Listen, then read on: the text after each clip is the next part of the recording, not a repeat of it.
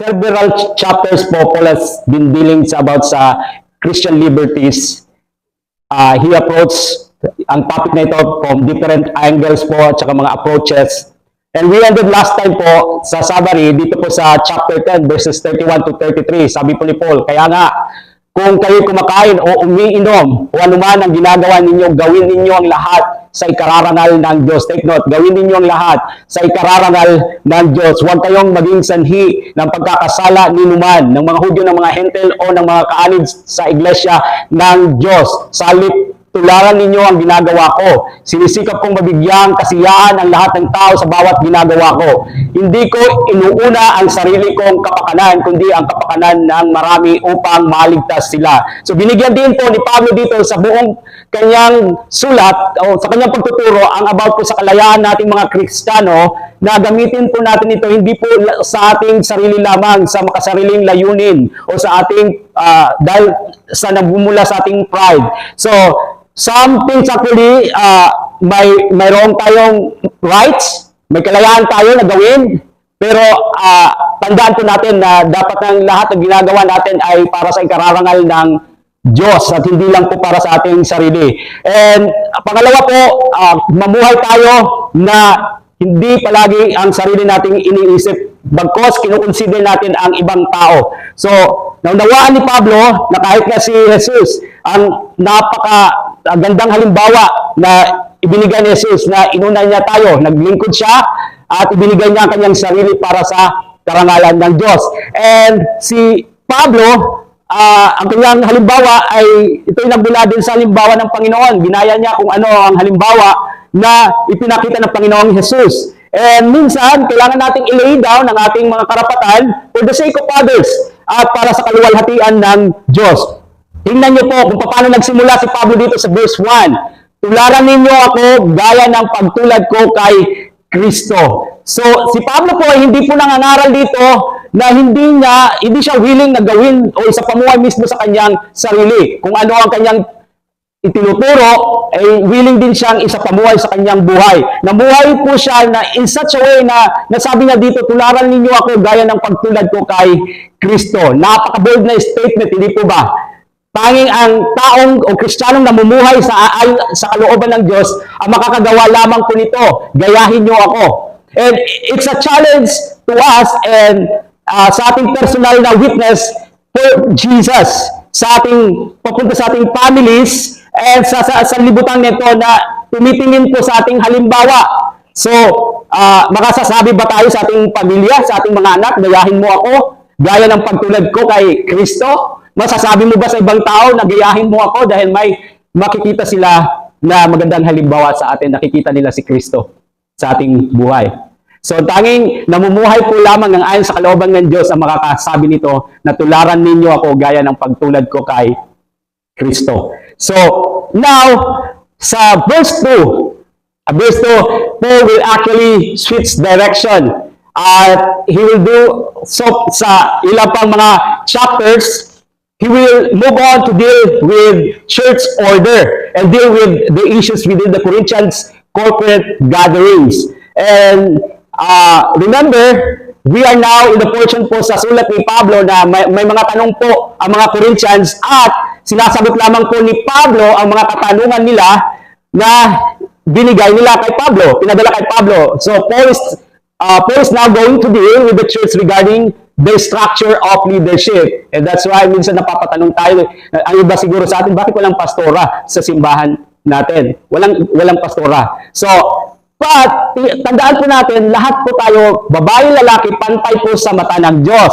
Pero mayroon lang pong order, may kaayusan or structure or flow within the function sa church. There's an order of leadership. So as we move sa verse 2 po, si Pablo ay magsasalita about sa kaayusan ng leadership. And this is difficult na passage kasi dito mababasa natin ang head coverings at saka yung word na headship. So dalawang bagay po mapapansin natin dito sa passage natin, headship and head coverings. So whenever na nababasa nyo yung head, whether ito po ay sa physical o metaphorical, ito po ay nag-implies ng structure of leadership, even sa ating physical na katawan. ang ulo po natin ang nagpapagalaw sa buong katawan natin. Sumusunod kung ano ang nais ng ating ulo. So, in metaphorical terms, then, we talk about people, di ba, na halimbawa, siya po like, ang word na head of state, ibig sabihin siya yung pangulo ng bansa. So, ito po ay nagsasalita na siya po siya po yung pinuno, siya leader. So, as we look at our passage, Paul is gonna refer sa itong term na ito, sometimes sa spiritual head and sometimes sa physical head. Sometimes he goes back and forth. So, we will gonna talk about Christian leadership.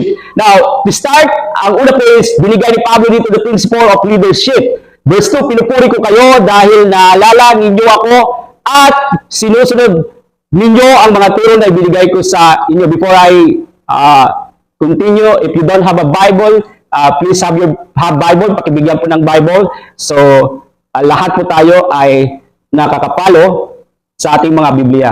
So, first thing na nag-stand dito po is, sa kanyang letter, di ba, tinatama sila, may pagtatama. Pero ngayon po ay pinupuri niya ang mga believers. Siya po ay nag-commend dito, nagbibigay ng praise. So, hindi lang correction, kundi nagbibigay ng praise. What does it speaks to me as a father and even as a pastor, even siguro sa bawat individual ngayon, na yes, it's okay na to have correction, pagtatama palagi, or magbigay ng pagtatama, but it reminds us also na hindi lang puro mga pagtatama, kundi kailangan din po na ibalansin natin na meron din pong appreciation, pagpupuri na ibinibigay natin sa kanila. Okay? So, even though corrective reminders were needed here, so pinuri ni Pablo ang mga Corinthian believers. Verse 3, ngunit nais kong maunawaan ninyo na si Kristo ang ulo ng bawat lalaki. Ang lalaki ang ulo ng kanyang asawa at ang Diyos naman ang ulo ni Kristo. So, ito naman po ang word na head. Remember, sa Trinity, ang Ama, Anak, at Espiritu are equal. Ang Diyos Ama at Diyos Anak ay pantay. However, sa layunin ng ministry, nagpakumbaba po si Kristo, hindi po ba? Nagpakumbaba si Kristo at He became obedient hanggang sa kamatayan for the purpose or sa calling. Hindi niya hinold on itong idea na siya ay pantay, kundi nagpakumbaba siya. In fact, sinabi ko sa Philippians chapter 2, verses 5 to 8, naway magkaroon kayo ng kaisipan na tulad ng kay Kristo Jesus. Kahit taglay niya ang kalikasan ng Diyos, hindi niya pinagpilitang manatiling kapantay ng Diyos. Salit kusa niyang binitawan ang pagiging kapantay ng Diyos at namuhay na isang alipin. Ipinanganak siyang bilang tao at nang siya'y maging tao, nagpakumbaba siya at naging masunurin hanggang kamatayan, maging ito man ay kamatayan sa cross. So, dito ay kinaklarify ni Pablo itong structure of leadership. Believe it or not, ang Diyos po ay hindi Diyos ng kaguluhan. Diyos po ng kaayusan siya.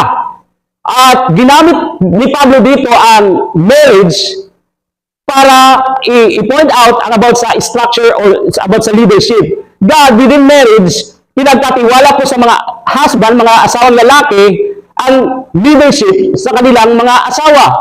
Hindi dahil sa ang mga babae ay hindi matalino, hindi dahil sa ang babae hindi nila kaya, but because ito po ang disenyo ng Diyos. Ang order na pagkakadisenyo ng Diyos.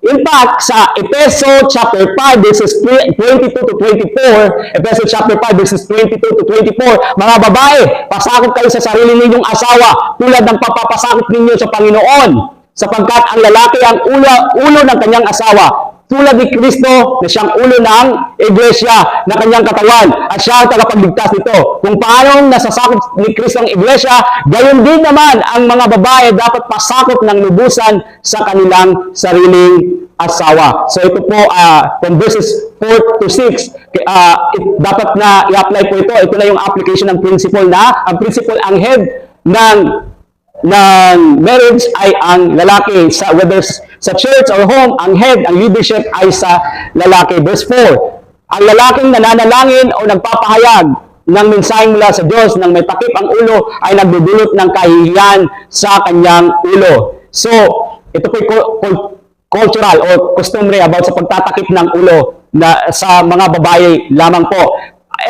But then, the point is, God does not set this order para i-interpret ng babae ay mas mababa kaysa sa lalaki o i-diminish ang role ng babae. In fact, maliwanag po sa Biblia, na itinuturo sa Biblia sa Galatians chapter 3, verse 28, Galatians chapter 2 verse 28, wala nang pagkakaiba ang Hudyo at ang Griego, ang alipin at ang balaya, ang lalaki at ang babae. Kayong lahat ay isa na dahil sa inyong pagkikipag-isa kay Kristo Jesus. So napakahalaga po ito sa first century sa panahon ito. And even sa Korinto na pinaglalaban ng mga babae ang kanilang mga rights dahil po sa panahon ito, mababa po ang pagtingin sa mga babae sa panahon ito. Property lang po ang pagtingin sa mga babae. Pero ang Biblia lamang po ang nagsasabi, ang Diyos lamang ang nagsabi or pagtingin ng Diyos, pantay ang lalaki at ang babae. So, sa Efeso 5, binanggit dyan na kayong mga babae, pasakot kayo sa inyong mga asawa. Na kung saan, ito po ay makikita rin natin sa Trinity. Sa Ama, sa Diyos Ama, ang Diyos Ama at Diyos Anak ay pantay. Sila ay parehong Diyos.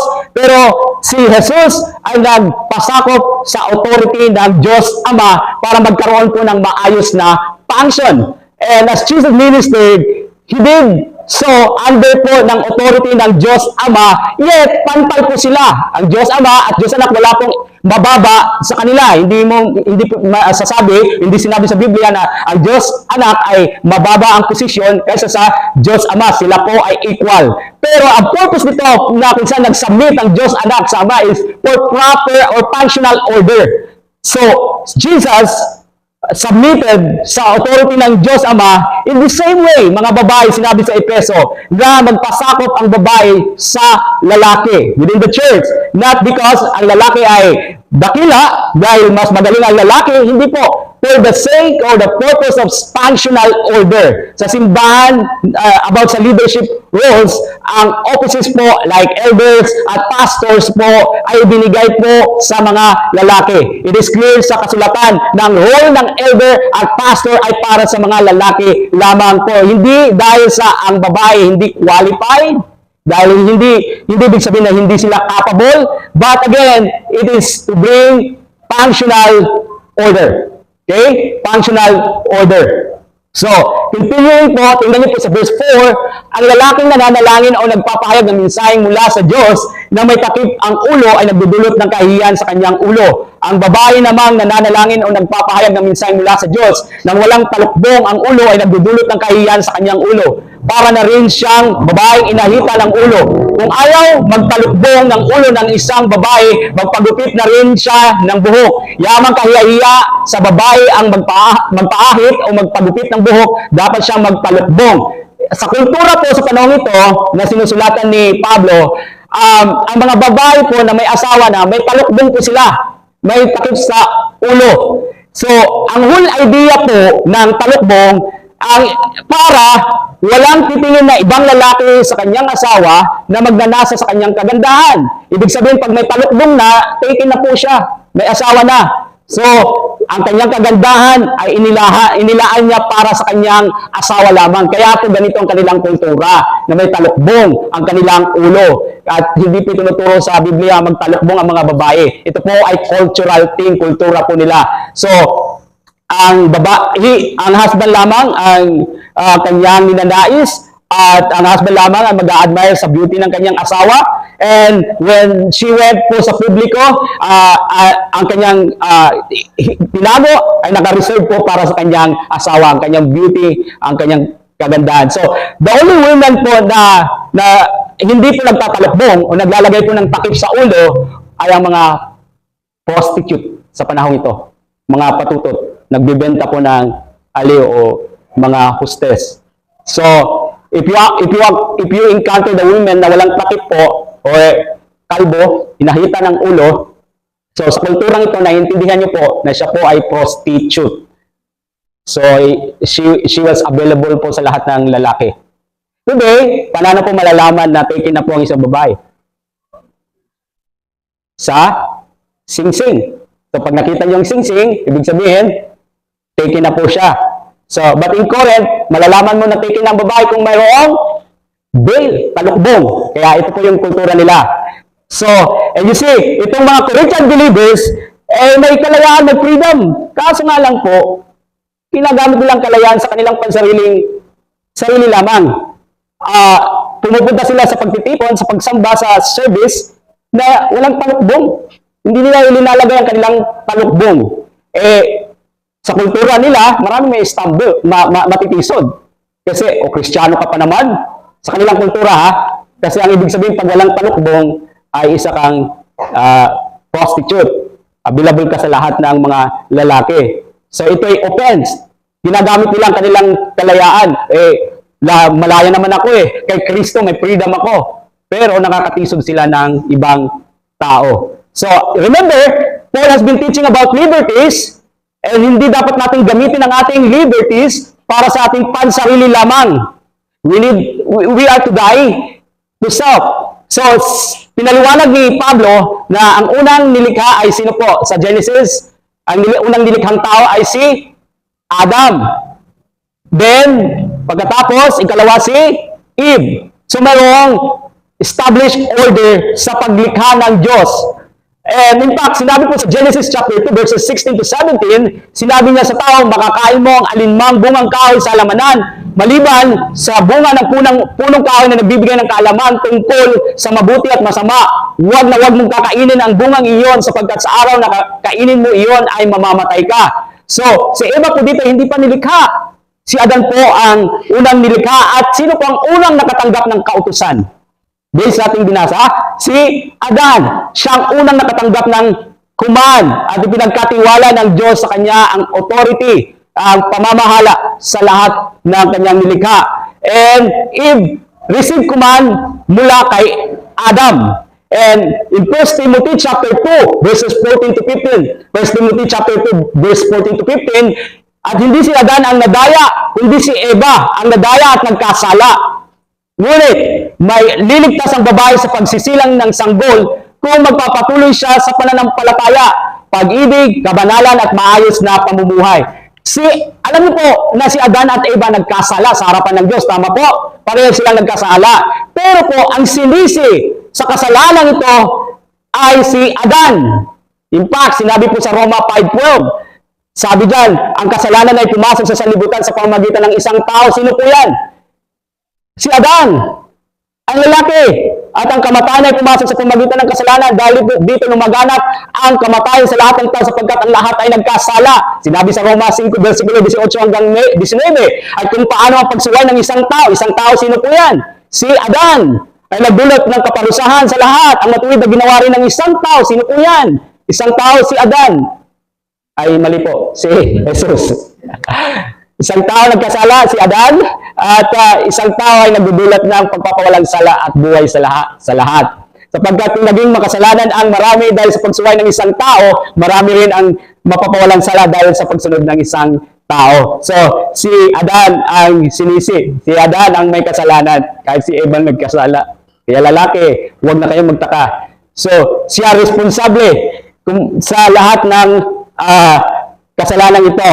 So, si Eva ang tinukso ng diablo, pero si Adan pinili niya na magrebelde sa utos ng Diyos. Pero sa muli, sinabi sa Biblia, ang lalaki ang ulo. Man is the head. So, kailan po ba okay na magturo ang babae sa simbahan? Well, there's a place para po sa mga babae na magturo. Sa Titus chapter 2, verses 3 to 5, sinabi po dyan, Titus chapter 2, verses 3 to 5, sabihin mo sa mga nakakatandang babae, sa mga elder na mga babae o older women na sila'y mamuhay ng may kabanalan, huwag maninirang puri at huwag malulong sa alak, kundi magturo ng mabuti upang maakay nila ang mga kabataang babae. Napansin niyo po? Upang maakay nila ang mga kabataang babae na mahalin ang kanilang mga asawa at mga anak. Ang mga kabataan ito kailangan ding turuan na maging makatwiran, malinis ang isipan, masipag sa gawaing bahay, mabait at masunurin sa kanilang asawa upang walang masabi ang sinuman laban sa salita ng Diyos nang dahil sa kanila. So there's only one area po na kung saan ang babae ay hindi po pinahintulutan na magturo. Kapag tinukuhan niya na po, ino-overtikan na niya ng authority ang lalaki. Okay? Hindi po pwede na ang babae na ang leader. Okay? Siya na ang merong leadership. Because sinisira po nito ang disenyo ng Diyos, ang divine na kaayusan na ginawa ng Diyos. So, but may mga babae na nangangaral, nagsishare, pero ang punto lang po dito ay hindi dapat na i-overtake ang authority ng lalaki na siya na ang may leadership kaysa sa lalaki. Okay, that's the point. You can share the gospel, you can preach, you can preach, pero hindi pwede na ikaw na ang may mas leadership kaysa lalaki. Naintindihan po natin? So, yan po yung application sa principle ng leadership. Now, bakit po importante na respetuhin po ito natin na principle? Verses 7 to 10. But I would just read muna verses 7 to 9. Hindi dapat magtalukbong ng ulo ang lalaki dahil siya'y larawan at karangalan ng Diyos. Ngunit ang babae karangalan ng lalaki, sapagkat hindi mula sa babae ang lalaki, kundi ang babae nagmula sa lalaki. At hindi rin nilalang ang lalaki para sa babae, kundi ang babae nilalang para sa lalaki. Take notice po yung word dito, hindi dapat magtalukbong ng ulo ang lalaki dahil siya'y larawan at karangalan ng Diyos. Pansinin niyo po yan. Ito pong konsepto na hindi magtalukbong ay kakaiba po sa mga Hudyo ngayon kasi po makikita niyo, mapapansin niyo mga Hudyo na mga lalaki ay nagtatalukbong. May hapin sila, may gibubutang sila sa ulo ng talukbong. And it is, again, because it is customary sa kanila na kapag sila po ay nananalangin, may cover po, may talukbong ang kanilang ulo. And yet, dito sa Biblia, tinuturo sa truthful na hindi dapat magtalukbong ang lalaki sa kanyang ulo. So, ang reason po nito ay makikita po natin sa 2 Corinthians chapter 3, verses 13 to 16. Sinabi po dyan, hindi kami tulad ni Moses na nagtalukbong ng mukha para hindi makita ng mga Israelita ang paglipas ng kaluwalhatiang iyon. Ngunit naging matigas ang kanilang ulo kaya't hanggang ngayon nananatili ang talukbong ngayon habang binabasa nila ang lumang tipan. Maayos lamang ang talukbong ngayon sa pakikipag-isa kay Kristo. Hanggang ngayon may talukbong pa ang kanilang isip tuwing binabasa nila ang mga aklat ni Moses. Ngunit kapag lumapit ang tao sa Panginoon, naalis ang talukbong. Ano po ang sinasabi dito ni Pablo? Naalala niyo po nang si Moses ay nasa Mount Sinai, sa bundok Mount Sinai. I believe na siya po ay nang siya po ay nasa lugar na ito, naalala niyo po yung kwento, bumaba siya mula sa bundok at nakita po yung kaluwalhatian ng Diyos. Naguglaw siya ng kaluwalhatian ng Diyos. At dito, nagsalita si Pablo, again, when Moses covered his head, tinatama niya ang mga early church na sa kanilang interpretasyon na tama lang, eksakto na magtalukbong ang lalaki dahil si Moses ay mayroong veil sa ulo nang bumaba siya mula sa bundok. At sinasabi ni Pablo, mali kayo. Mali ang inyong interpretasyon. Sa Old Testament, nang bumaba si Moses, dala niya ang 10 Commandments, kung naalala nyo, or tablet of stones, na mayroong radiance, nag-glow siya ng kaluwalhatian ng Diyos sa buong katawan niya. Napansin ito ng mga tao. Pero the more na lumalayo po siya sa presensya ng Diyos, nawawala po unti-unti itong radiance, itong kaluwalhatian na nakikita ng mga tao. So, sinasabi ni Pablo dito, ang dahilan kung bakit nagtalukbong si Moses nang bumaba siya sa bundok, because hindi niya gusto na ang mga tao ay ma-disappointed kasi nga, ang glory ng Diyos ay nagpipade habang lumalayo siya sa presensya ng Diyos, kaya kailangan niyang lagyan ng talukbong ang kanyang head. Okay? So, yun yung dahilan. Now, back dito po sa binasa natin sa 1 Corinthians chapter 11, sinabi ni Pablo na ang lalaki hindi dapat magtalukbong ng kanyang ulo because siya po ang imahe, larawan, kawangis, or reflection ng kaluwalhatian ng Diyos. Sa madaling salita, kay Kristo, rinire-represental po natin ang kabutihan ng Diyos at kaluwalhatian ng Diyos. Kaya huwag mong takpan. Huwag mong takpan, hayaan mong makita ang kabutihan at kaluwalhatian ng Diyos. Ito yung sinasabi ni Pablo. So, ang buhay ng mananampalataya po ay nagre-reflect po ng kabutihan ng Diyos. Pag nakikita nila kayo, nakikita nila kung gaano kabuti ang Diyos sa buhay mo. Nakikita nila sa buhay mo ang kabutihan at kaluwalhatian ng Diyos. Kaya huwag mong itago. Ito yung punto ni Pablo.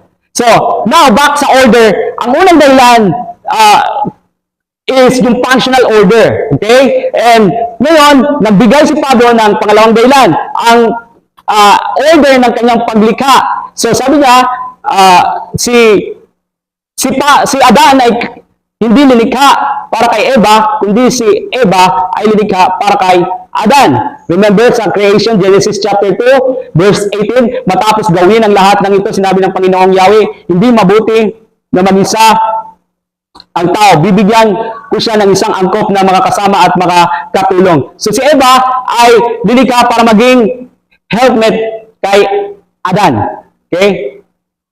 So, si Eva ay sasamahan si Adan para siya ay maging katuwang, maging helpmate. So, verse 11 to 12, ang leadership na kung saan kailangan ng bawat isa, hindi pwedeng maging independent ang bawat isa na sasabihin ng lalaki, hindi ko kailangan ng babae o ang babae, hindi ko kailangan ng lalaki. So, leadership based on interdependence of men and women, verses 11 to 12.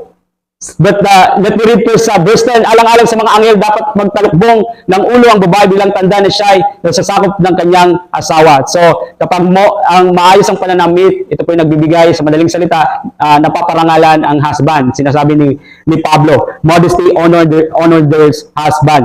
So, and sabi dito yung word alang-alang sa mga anghel. We know na may order din sa angelic beings. May, di ba, may tinatawag na cherubim, may archangel, di ba? So, may mga order. So, they are also concerned when it comes to order na dinisenyo ng Diyos. So, verses 11 to 12, man sa ating buhay sa Panginoon ay kailangan ng babae ang lalaki at kailangan din naman ng lalaki ang babae. Nagmula man sa lalaki ang lalaki na may isinisilang ng babae at mula sa Diyos ang lahat. So, sa madaling salita, ang lalaki hindi mas better kaysa sa babae. So, walang biblical teaching na nagsasabi na ang lalaki mas magaling kaysa sa babae. Okay? At wala din sinabi sa Biblia na mas magaling ang babae kaysa sa lalaki. Lahat tayo nagmula sa Diyos. Okay? All things are from God. Verses 13 to 16, we now move sa appeal ni Pablo na, from experience at kahit sa nature, sa logic, tingnan nyo, common sense, and even sa authority. Kayo mismo ang humatol, verse 13, kayo na ang humatol, angkop ba sa isang babae ang makitang nananalangin ng walang talukbong sa ulo? Hindi ba't kalikasan na rin ang nagtuturo sa inyo na kahiyahiya sa isang lalaki ang magpahaba ng buhok? Ngunit karangalan naman ito ng babae, sapagkat ibinigay sa kanyang buhok bilang pantakip sa kanyang ulo. Ngunit kung may gusto pang makipagtalo tungkol dito, ang masasabi ko ay ito, sa pagsamba, wala kaming ibang kaugalian. Gayun din ang mga iglesia ng Diyos. Once again, ito po ay cultural example. Sa kultura po nila ang pagtatalukbong. So when Paul refers here about the nature of things, titingnan natin talaga sa nature or common sense, ang babae talaga ang may mahabang buhok, and in this culture, ang babae nagpapahaba ng buhok, ang lalaki maiksi ang buhok. Of course, this is not teaching against sa mga lalaki na may long hair. Ang sinasabi niya dito, ang punto po niya dito, guys, kayong mga lalaki, huwag kayong magbukang babae. Kailangan magbuka kayo talagang lalaki. Yan yung punto. Kayo naman mga babae, huwag kayong magbukang lalaki. Kasi babae kayo, magbuka kayong babae. Yan yung punto. So, kasi alam natin may mga babae din na walang buhok kasi because of illness, di ba, na natataragan nilang buhok, waray na sila buhok. So, that's understandable. All he is saying here, guys, sa mga lalaki, ulitin ko, huwag kayong magbukang babae kasi lalaki kayo, magmukha kayong lalaki. Okay? Babae, magmukha kayong babae. Sa ating pananamit, sa ating mga gawi ng ating sinusuot, dapat maparangalan ang Diyos. Okay? Sa ating mga gawi. That's the point. Simple. Naintindihan po natin? So, verse 16, ngunit kung may gusto pang makipagtalo tungkol dito, ang masasabi ko ay ito, kapag samba, wala kaming ibang kaugalian, gayon din ang mga iglesia ng Diyos. So, Paul is solidifying ang katotohanan na in regards sa, kasi ito po ay kultura o culture ng Corinthians. So, this is not general rule na susundin ng lahat ng simbahan na ang babae maglagay ng veil, okay? Na magtalukbong. So, but this is culture thing na maglagay sila ng talukbong kasi nakakatisod kayo. Sinasabi niya sa mga babae. So, they are viewed as prostitute kung hindi sila nagtatalukbong sa kultura nila. So, remember, sa syudad na ito, meron pong libo-libong mga temple prostitute. na naglilingkod sa templo ni Aphrodite. And Paul thought that there should be a clear na pagkakaiba between sa Kristiyano at mga unbelievers. May pagkakaiba. Hindi dapat masabi nila, ay, wala naman tayong pagkakaiba. Pinupunto dito, binibigyan emphasis ni Pablo, magkaroon dapat ng difference. Makita nila ang pagkakaiba ng mayroong relasyon sa Diyos at sa mga walang relasyon sa Diyos. Makita nila ang pagkakaiba ng mga Kristiyano at mga hindi Kristiyano. So, paintulutan ninyo na kayo na sinasabi dito ni Paul sa mga babae na makita nila ang kabutihan ng Diyos, ang glory ni God, and again, letting others know that they were married and that may husband na sila na naglilid sa kanilang home. Kaya ang principle dito is, yung punto dito is, sa lahat ng inyong ginagawa, dapat ito magbigay ng karangalan sa Diyos. Okay, that's the point. Bring glory and honor to our God. So, if you're standing sa sinasabi, ay, malaya ako, may freedom naman ako, and you're using your freedom para sa sarili mo lamang interest, then hindi ka nagbibigay ng glory sa Diyos.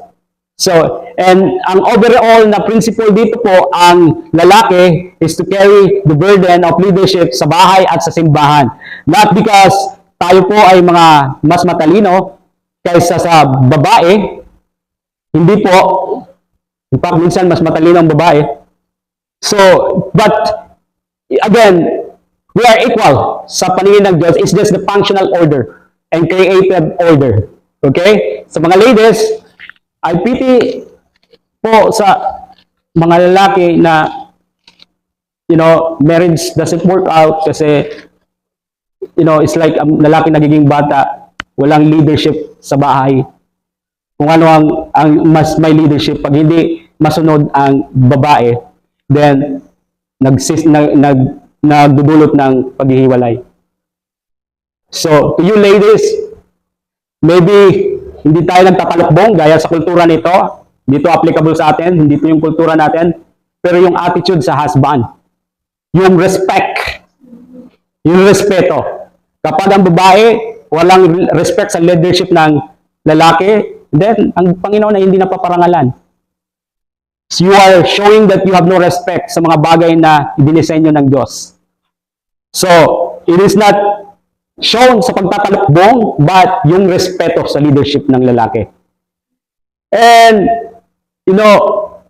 when we go again sa order na itinalaga ng Diyos, dinisenyo ng Diyos, sabi ni Pablo, meron kayong contention? Gusto nyo makipagtalo? Hindi ito ang biblical.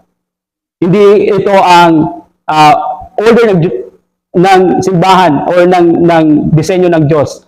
So, we become contentious, self-seeking kapag hindi po natin sinusunod ang salita ng Diyos at hindi tayo nagiging mabuting testimony.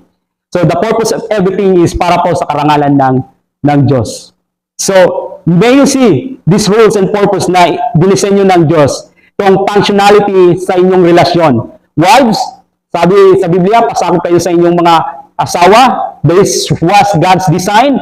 Pero sa lalaki, mas greater ang burden. Kaya sabi ng Diyos sa lalaki, mga lalaki, mahalin ninyo ang inyong asawa. Na gaya ng pagmamahal ni Kristo sa iglesia. Inihandog niya ang kanyang buhay para sa iglesia. So, sa mga husband, sa akin, sa kabuuan ng mga para sa lahat sa husband, we are called to love our wives sacrificially, give up our pride, our ego, give up ang everything sa ating sarili.